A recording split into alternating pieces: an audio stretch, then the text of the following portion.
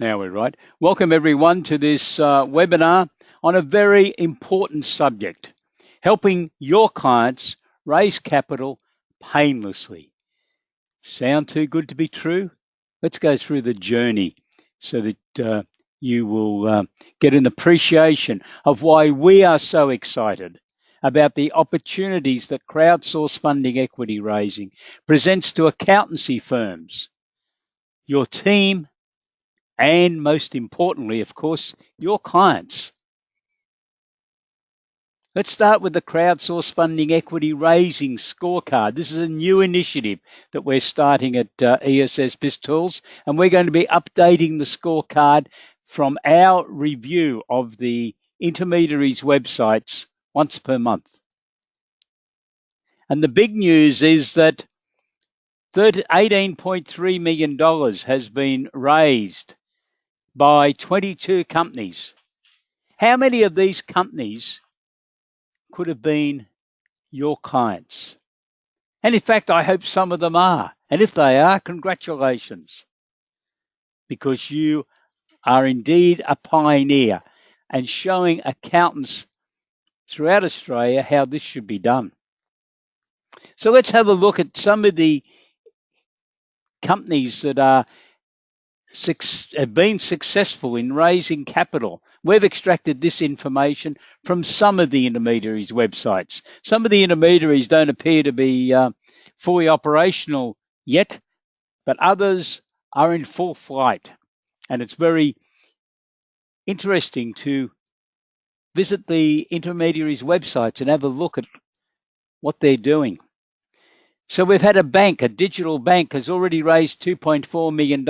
And I noticed last week that they're back in the market to raise another $3 million, which obviously there's a timing difference relative to the $5 million limit, but they're very keen to utilize crowdsource funding.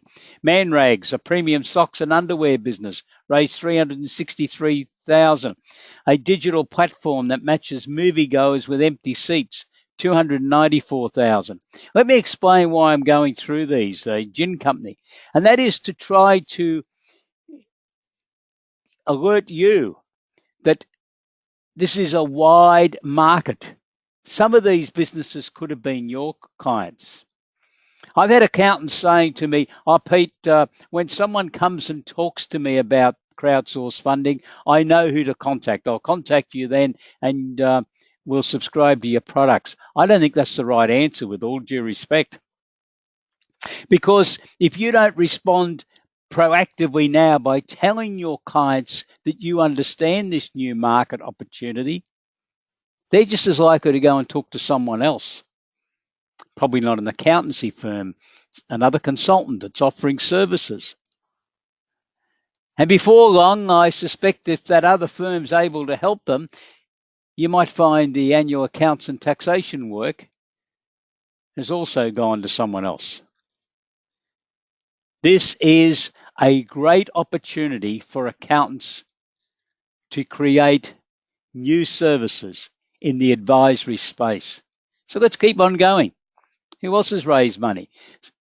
Mimo Bottle has developed a flat water bottle designed to fit into a bag. Raised $383,000. The Saw, and I can't quite get out what this company does, but they've raised $294,000. A global currency app and prepaid Visa card that you can use anywhere has raised $248,000.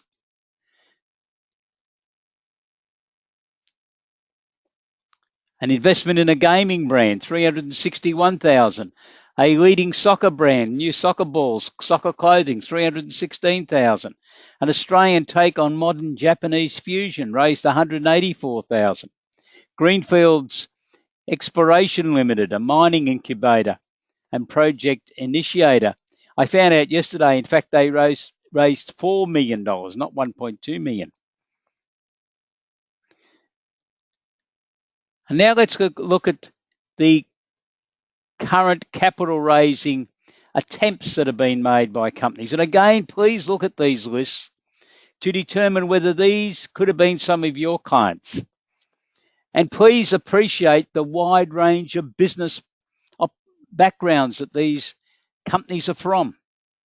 You can literally raise capital for any type of business.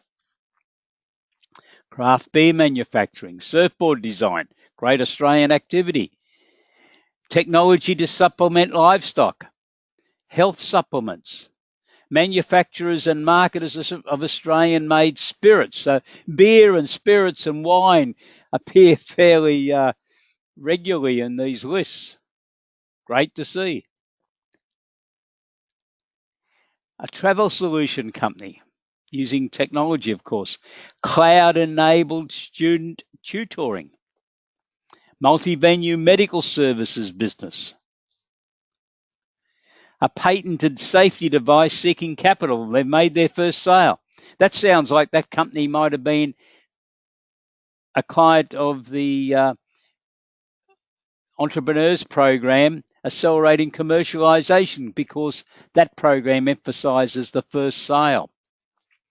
How many clients have you got that are currently in the Accelerating Commercialization Program? Are they going to need to raise capital to get their products and services properly established in the marketplace?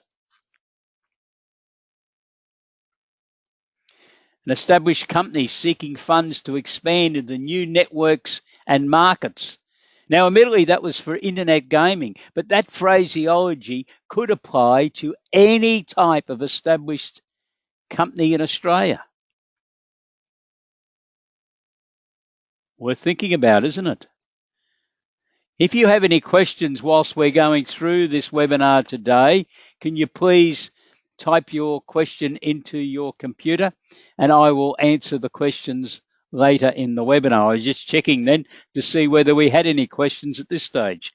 Please don't hold back. If you've got questions, please ask, because I'm really asking you to make a commitment today, a commitment to be very proactive in assisting your clients and your firm and your team by establishing a advisory service on crowdsourced funding equity raising. Another craft beer and wine company, a big company that's going to develop tomorrow's house today, delivering the future of zero carbon housing. An immersive theme park combining education with fun. Australian Premier Shave Club. Another beer and wine, and a network of professional funeral planners and celebrants. What a wonderful type of business to finish our review of what's currently listed on some of the intermediaries' websites. I think we've given you a cross-section of just about every type of business, perhaps not including retail, but other than that, I think we've covered a wide range of businesses. But there's no reason there couldn't have been retail businesses or trade businesses or traditional manufacturing businesses in that list. Sure, each of these companies is going to have a good idea and a management team capable of implementing a good idea.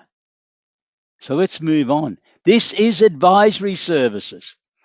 The Financial Review's been running articles analysing the top 100 accounting firms in Australia in November, December. And they have indicated that the top firms are now following the big four firms and further involving themselves in all sorts of advisory work. Well, this is an advisory service that I believe any accountancy firm in Australia should be able to get involved in. And as I'm going to tell you later on, I think most of the potential companies are probably already the clients of small to medium-sized accountancy firms. So you can offer a proactive service for your clients.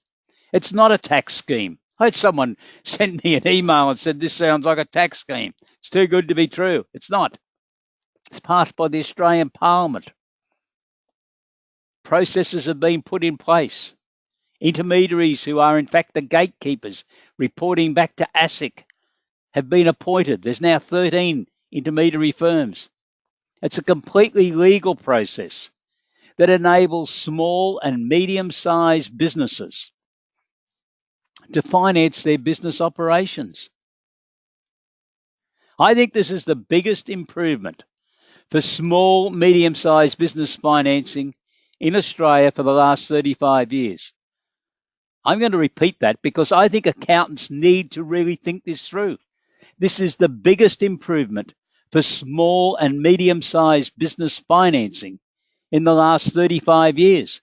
And you might ask me what happened 35 years ago. Section 708 of the Corporations Act was introduced by the then Treasurer Paul Keating. And 708 was amended by John Howard as Treasurer in subsequent years and has remained the same ever since. And that was the initial breakthrough for small and medium-sized businesses. And this one, I think, is going to be a lot bigger.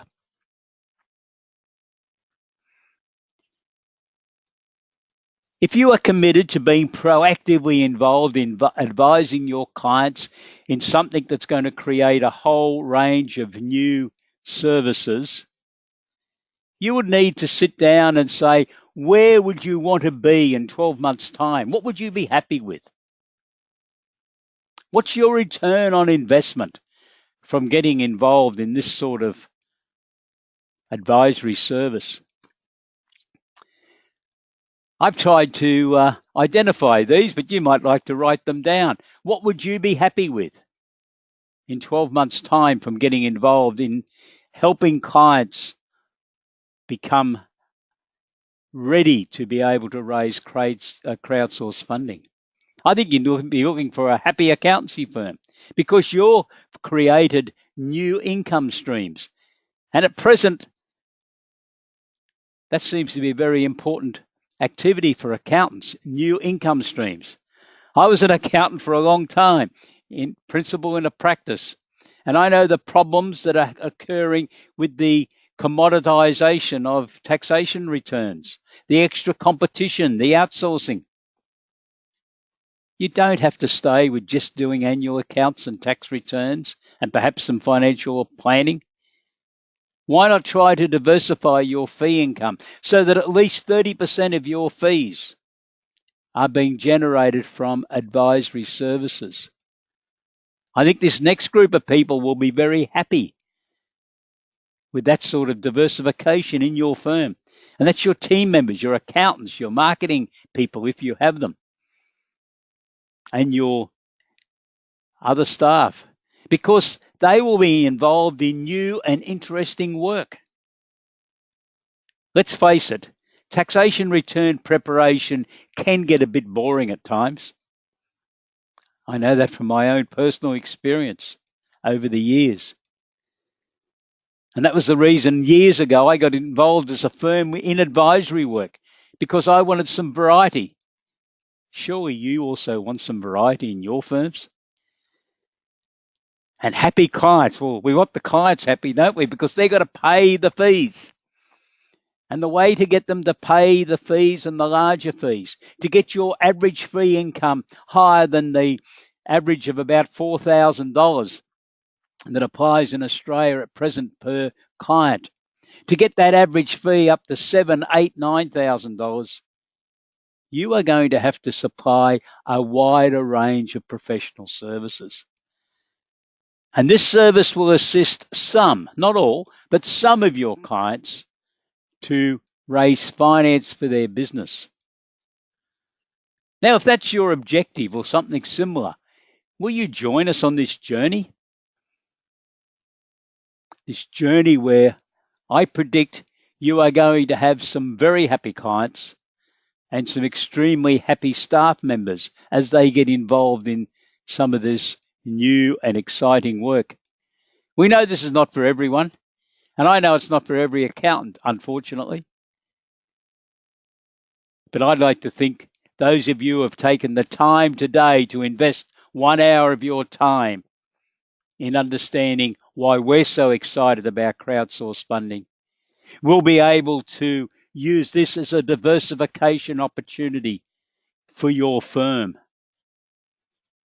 to show your clients and prospects in your market area that you are a proactive firm prepared to undertake advisory services that will help your clients achieve their business objectives.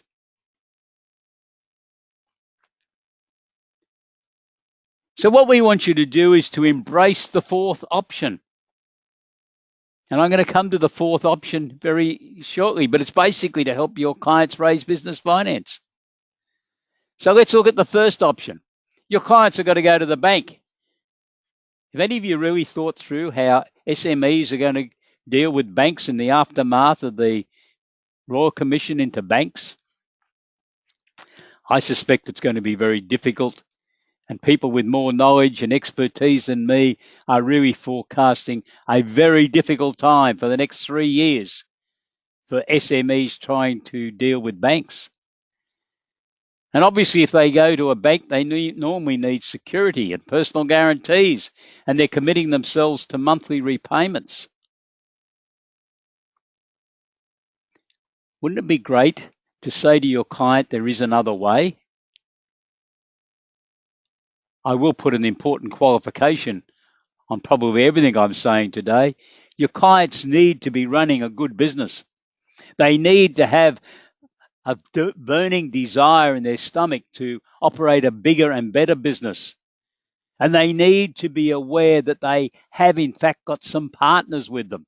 It might be 100, it might be 500 shareholders who've invested some of their savings in their activities. But that's an exciting prospect for a lot of people.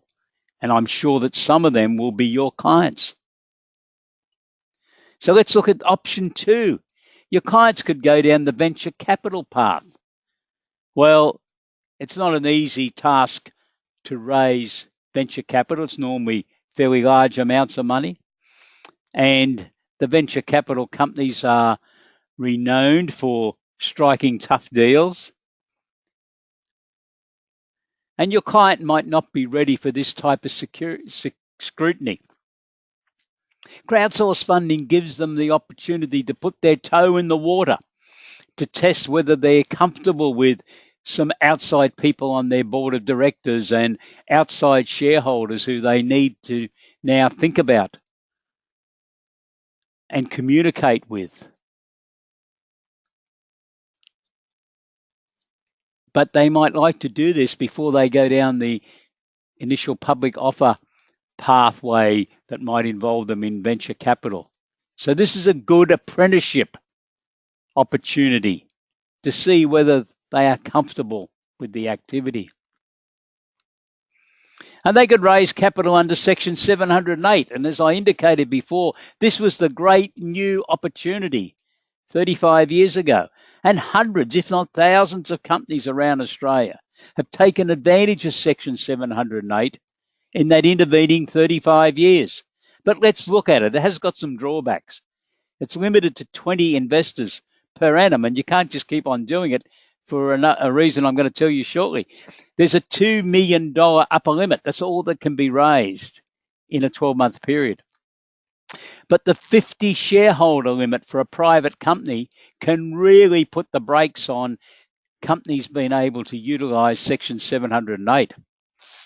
Because basically to raise anything over $4 million could mean that the company is going to exceed the 50 shareholder rule. And then there's problems. And let's look at the fourth option. Well, the fourth option is crowdsourced funding.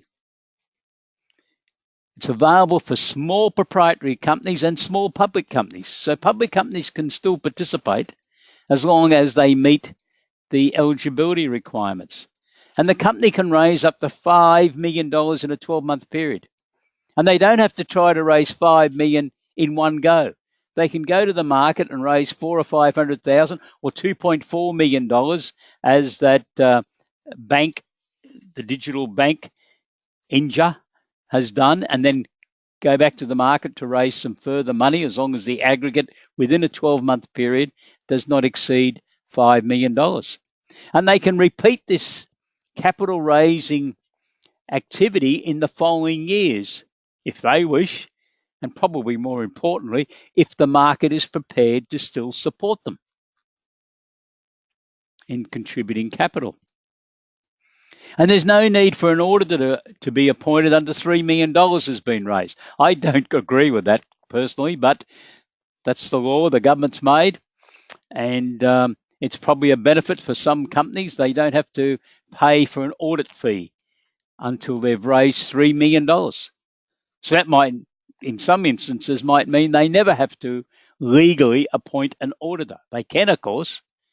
And I personally will be recommending to businesses that I'm involved with that they do appoint an auditor. It's part of accountability, I think. There's a retail investor limit of $10,000 per annum. And I know in Australia at present there's some speculation what's going to happen in Australia if there is a change of government during this year.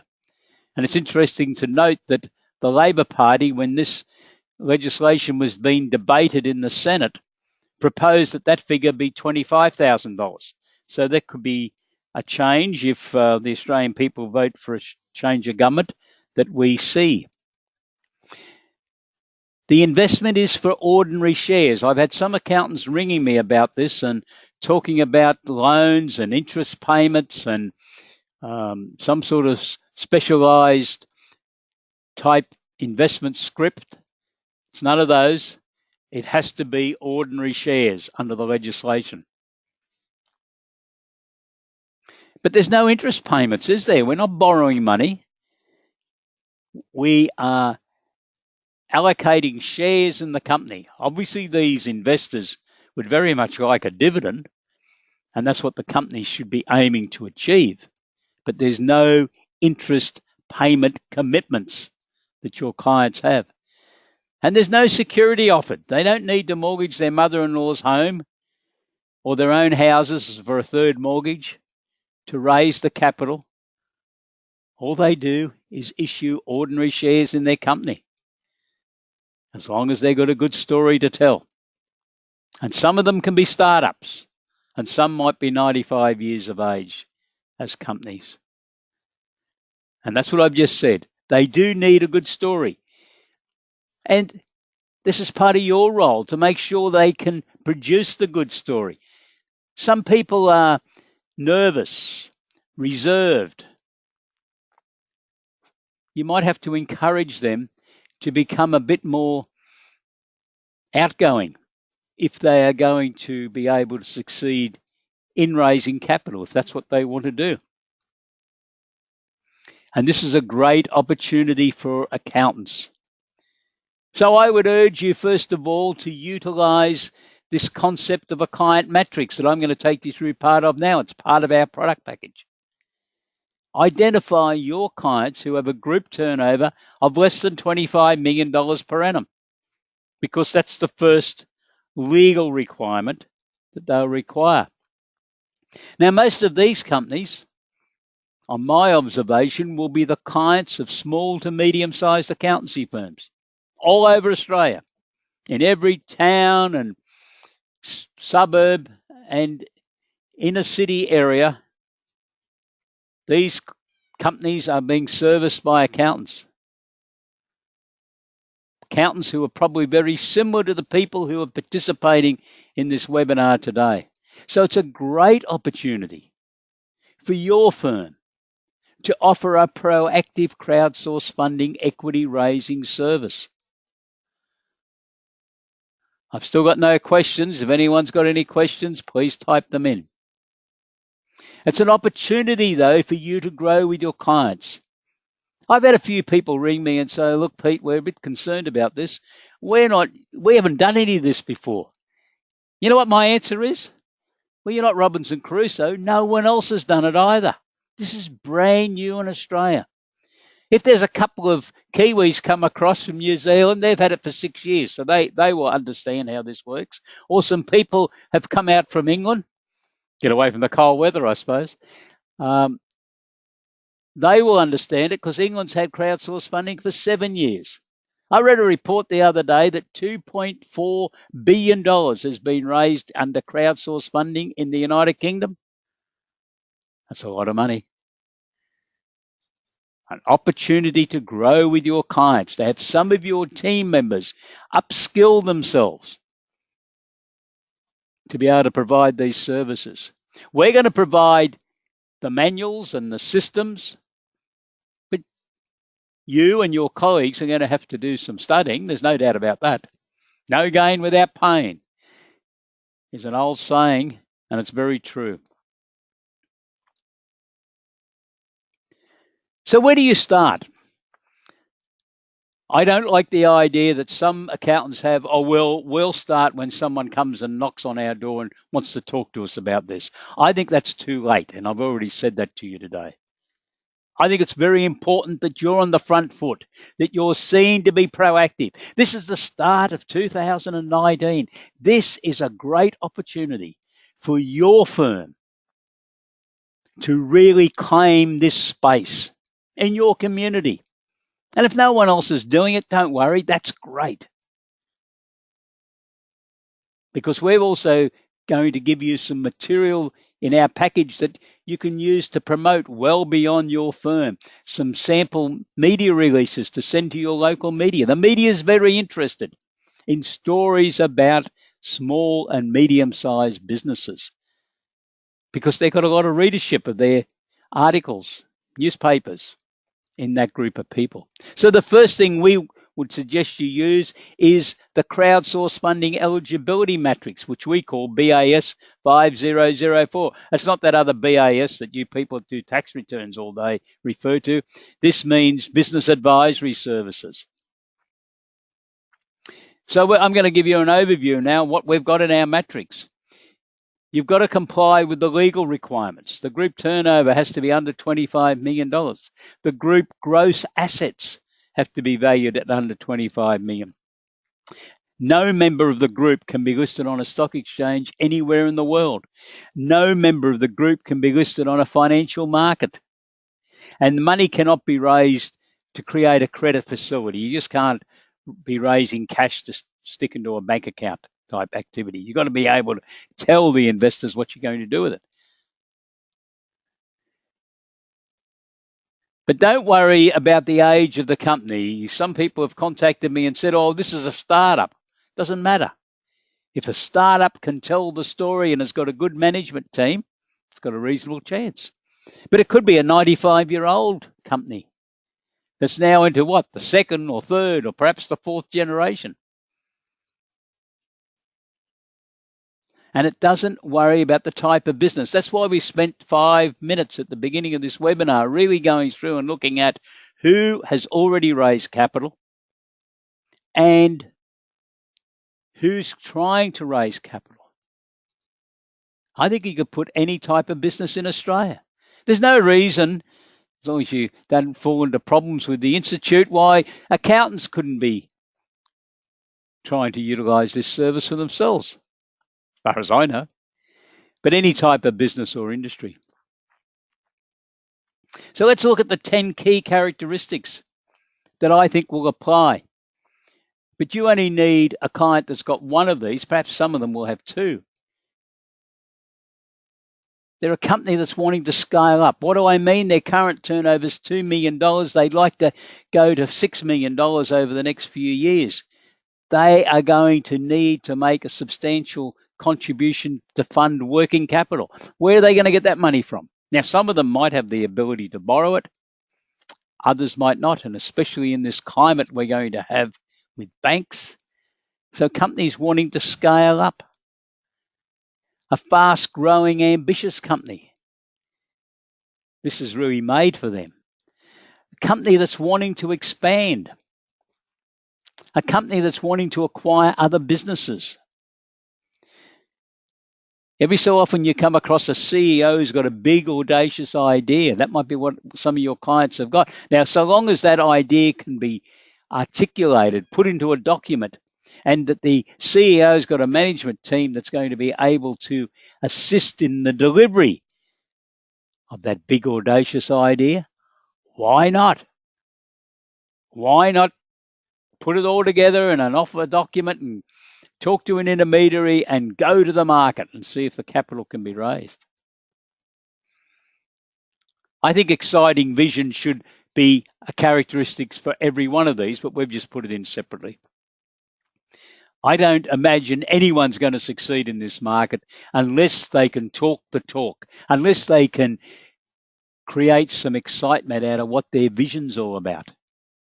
And I want you to share in this as well if you're going to be successful in this very important new role for accountants in Australia. And remember, we are playing catch up.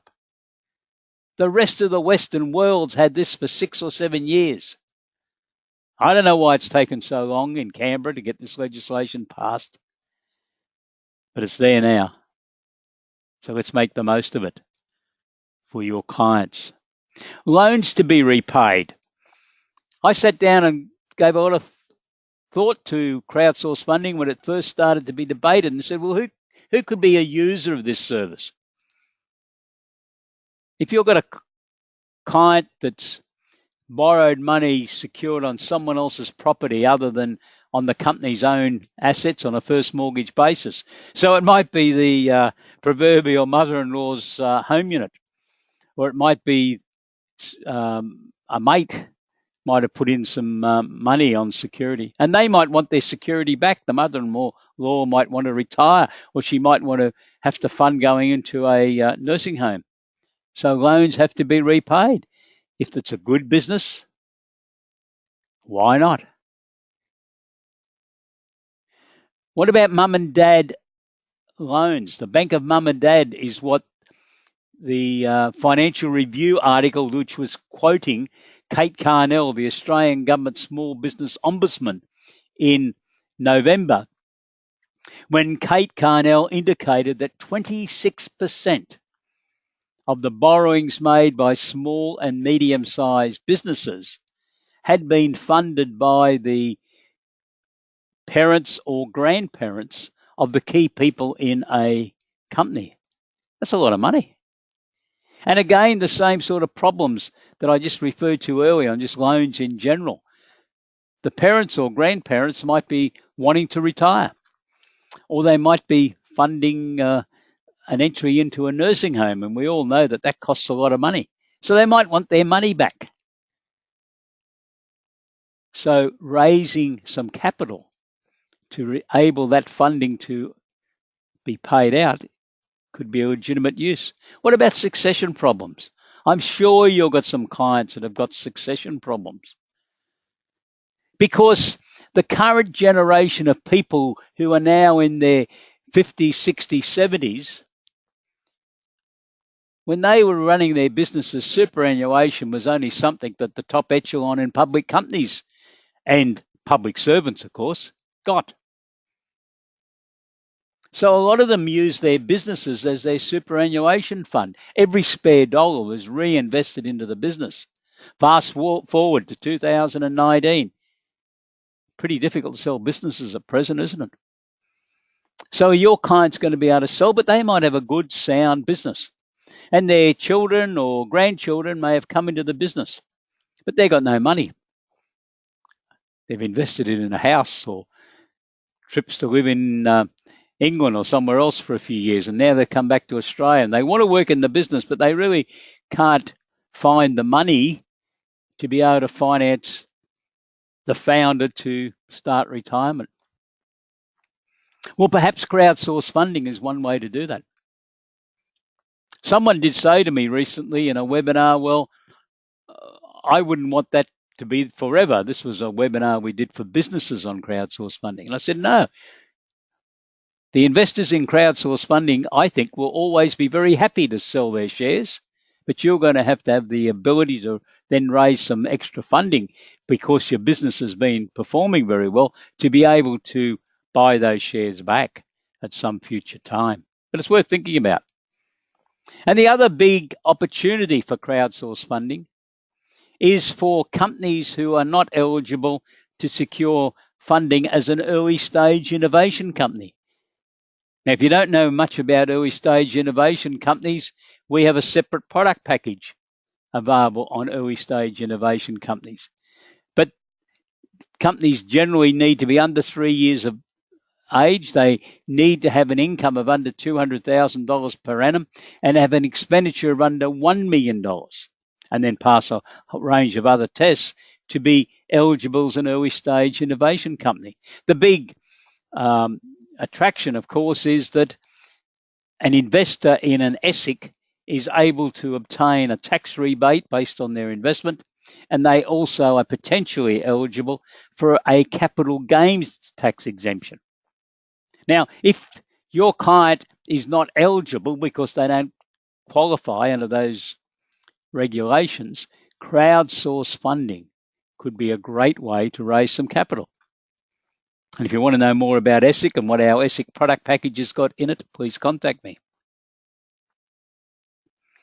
I think it's very important that you as an accountant are very proactive. Don't wait for your clients to contact you. Invite those clients that you've identified out of the crowdsource funding client matrix to a seminar or a webinar. And we've got all those templates included in our product package so that you can communicate with them. Take 45 to 50 minutes and give them an overview of what all this is about.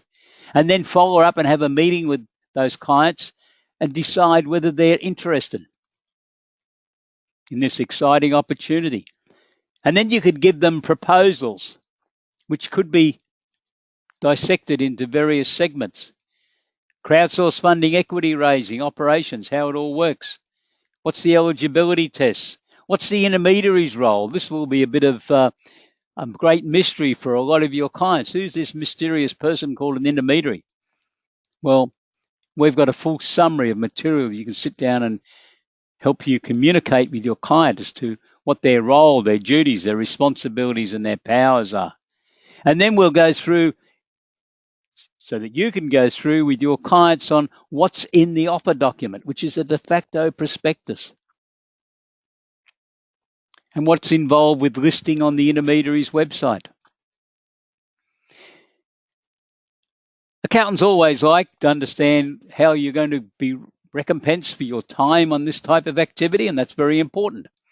I think you would be able to charge a fee of $1,000 to $10,000 for this overview of the journey, and perhaps divide that up, and our system does divide it up into various segments. So the client, after the first meeting of a couple of hours, might say, oh no, I'm not interested in this. Well, you've charged them for an upfront appraisal, but then as you go through some of the further processes, there would be further fees to be earned. And we have all of this material in our product packages. Now, when the client says they want to proceed, that's when the work really starts, because the client then needs a business plan, preferably, or a summary of the company that covers these items: industries, products and services, customers, the team, who are the directors, where's the business located, the website. Let's have a look at the website. Is it modern? Is it up to date? What intellectual property has this company developed? Who owns it? Is it properly documented? Is it protected? What's this business's unique competitive advantage? What's going to excite mum and dad investors, and that's who a lot of these investors are going to be, to invest in this particular company? What's its current financial position? That has to be publicized. And then you can arrange a telephone call with the client to talk to a number of the intermediaries, to discuss the service that the intermediary will provide, because this is the free market now operating. You don't have to go to a particular intermediary. Your client can select, and you can ask them what their fees are going to be, because they are entitled under the legislation to charge whatever fee they are happy to charge. And the fee can be a mixture of cash, it can be shares in the company, or it could just be shares. And each intermediary, and if you go on and have a look at some of the intermediary websites, and I'm going to give you details of those shortly, you can see that they're all presenting differently. This is the free market in operation. Now, I got some questions here, and I think I'm just going to look at a couple of these just to see what they are.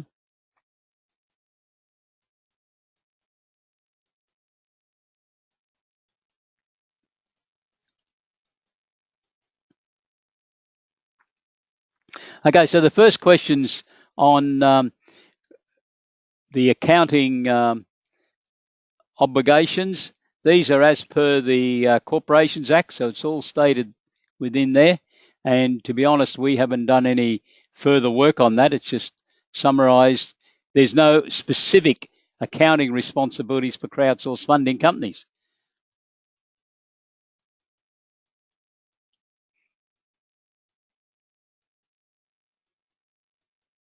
Does our product deal with amendments required to the Constitution? That's really up to you. We have summarised because the company does need 2 directors.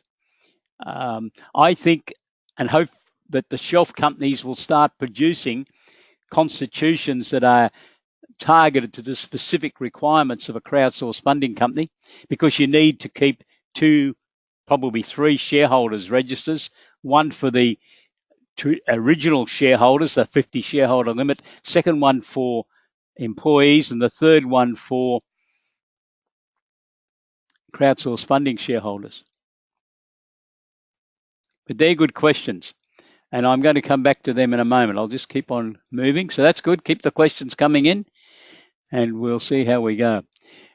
The agreed fee that has been agreed on must be disclosed on the website of the intermediary and also on the offer document. Some of the intermediaries are charging upfront payments, and some of these costs could include onboarding fees. So the reason I'm mentioning these here is that this needs to be discussed in the communications with a potential intermediary. Production of a company video. When you look at the intermediaries' websites, it's obvious that everyone's going to need a video. The quoted sort of price is $4,000 to $5,000 that the intermediaries are talking about. You can have your own company do that, but the intermediary will be anxious to ensure that certain quality standards are achieved and that the investment warnings that are required under the legislation are included. And also there's design fees of the offer document. Now, the client can get this work done by their own people, but the intermediary will be looking at it very closely. The fees charged by intermediaries seem to range from 4 to 8%. 6% is probably a mean average, but that might give you some idea.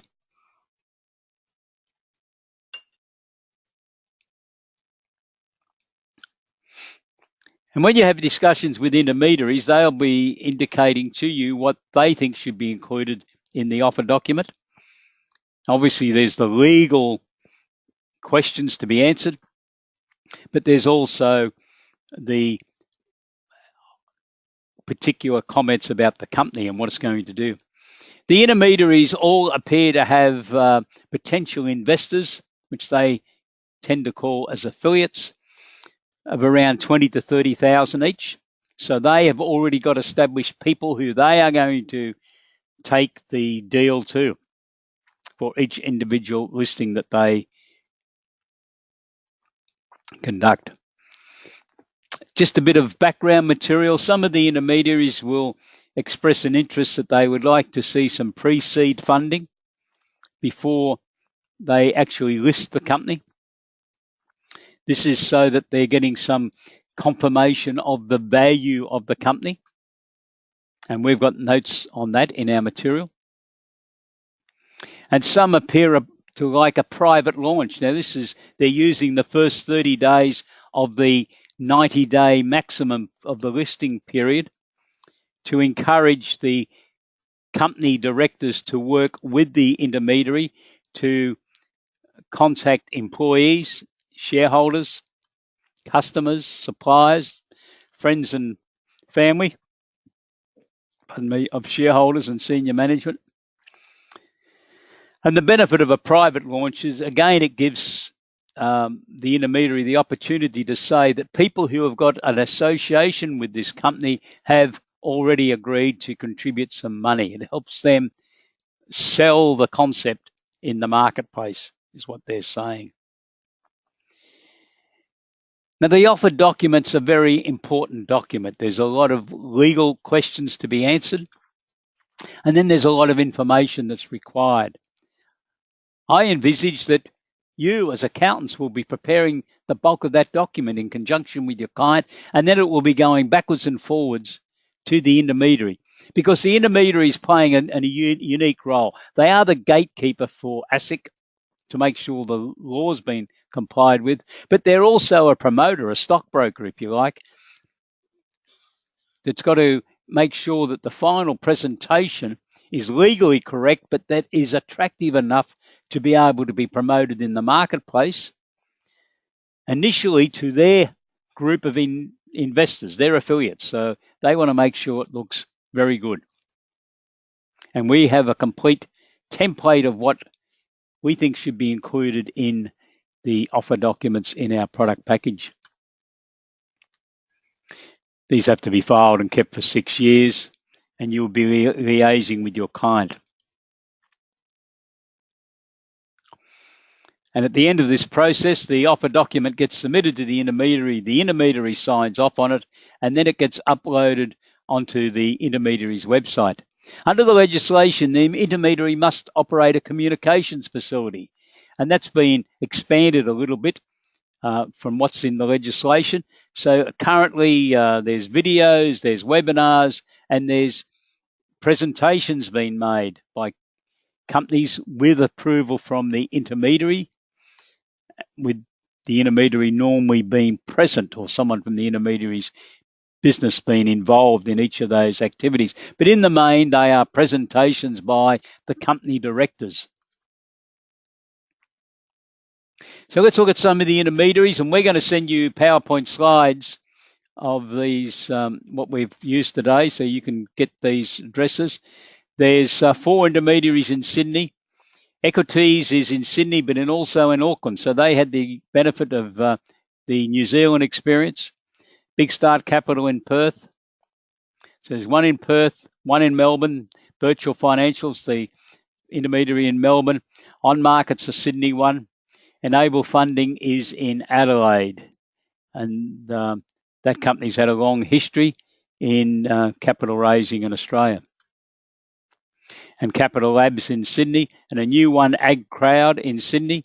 And there are 5 other intermediaries. But one of the strange things is ASIC doesn't actually publish a list of who the 13 intermediaries that they've now appointed are.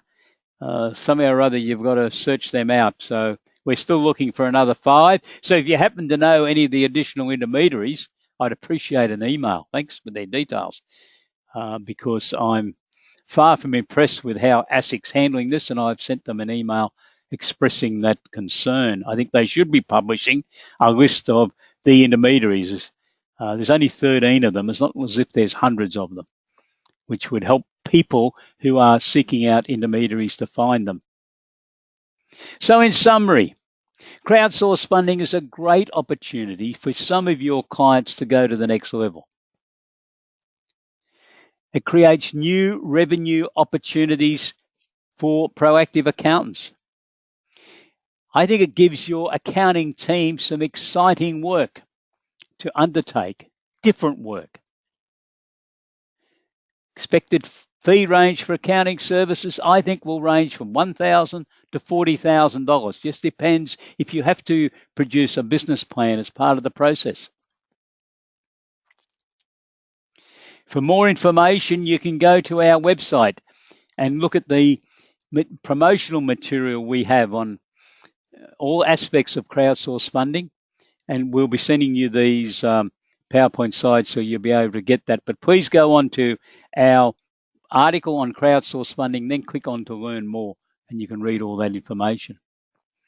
We did produce an earlier webinar. In fact, we produced a number of webinars, but we have a link to one of the original webinars, which will give you some information which we might not have covered in this one today because there's a lot involved. And you can click onto that and get that webinar from YouTube, and you'll have this confirmation of the PowerPoint slides tomorrow. So what do ESS BIZTOOLS do?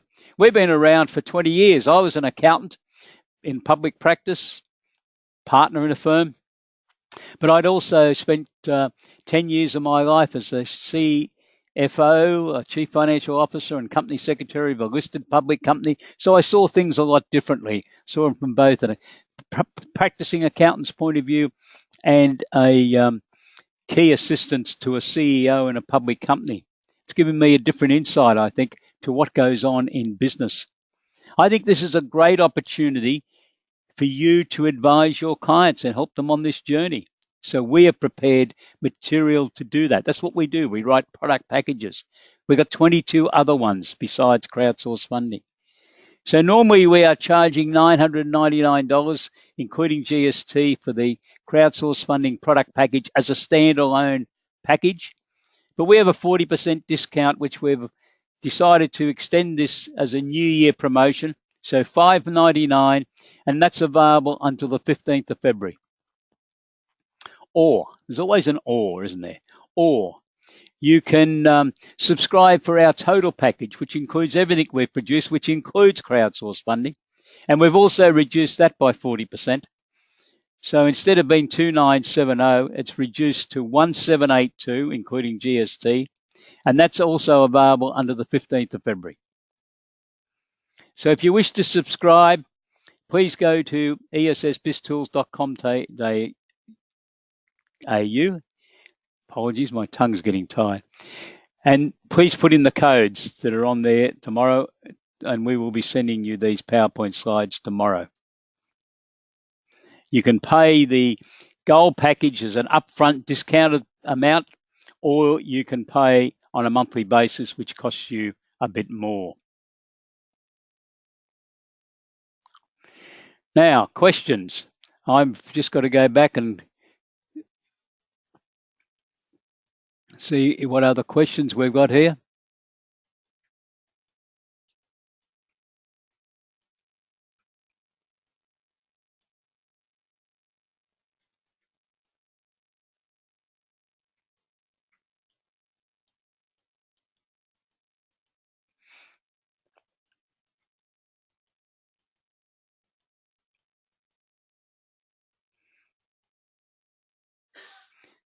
So one of the questions here,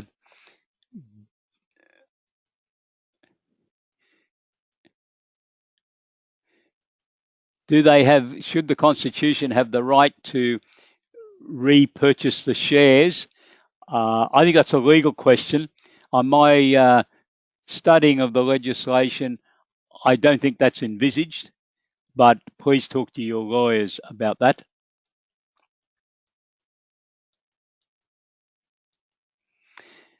And how are the shares valued? Very good question. That's part of the role that we envisage for you. There's going to need to be a valuation of the company at present.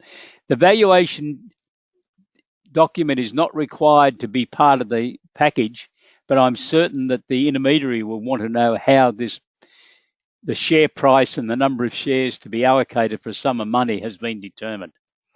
And we have prepared templates on that to be included in the product package. Okay, so that appears to be all the questions. If you have any other questions, please don't hesitate to send them in to me. Thank you. So what's your action plan? Are you interested in creating new income streams for your accountancy business, offering your team some interesting and varied work, helping your clients? I hope you are. So the next steps on that basis that I'd suggest to you are that you should subscribe for the ESS BIZTOOLS crowdsourced funding equity raising package. Reserve some time for your complimentary 60-minute mentoring session that's part of that product package, and we will book a time for you. We are booking 3 per day, so please get in as soon as you can so we can get a booking made. If we get too many, we will increase that. The big thing then, though, is to complete the client matrix, to identify the 20, 30, 50, or 100 of your clients that fit those key questions. and then invite them to come to a seminar. But read the material first that's included in the package and have the seminar. And then, very importantly, utilize the promotional material on your website. There's a media release, so personalize it and send it to your local media. And then follow up the clients. Very important. If they come to a seminar or a webinar, follow them up. Ask them if they're interested. And if they are, prepare the proposal, which is all part of the package, so that you can start the journey.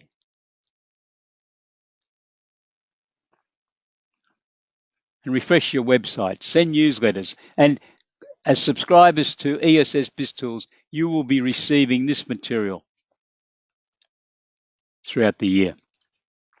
So thank you for participating in this webinar today. We will send you tomorrow an executive summary of what we have talked about today, one page, not going on the whole lot, that you might like to circulate to your colleagues so they get a better idea of what crowdsourced funding is all about. There will be a link to the webinar recording, which will be available on YouTube by tomorrow night, and a copy of the PowerPoint slides that we've utilized today. Good luck on this journey. If you need to contact us, there's our telephone numbers. My email, send me an email and I will get back to you.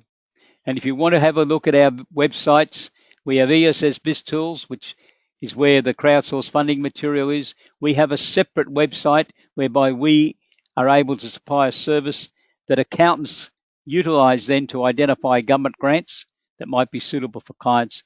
And we do have an ESS small business site whereby we are promoting services that proactive accountants offering advisory services in Australia can deliver to their clients. And finally, Happy New Year for 2019. I know it occurred 6 weeks ago, but I hope that 2019 is very successful. And please, let's make this the year of accountancy firms, your accountancy firm, committing yourself to supplying a wider range of advisory services to your small and medium enterprise clients than what you might currently be doing. Have a great day. Goodbye.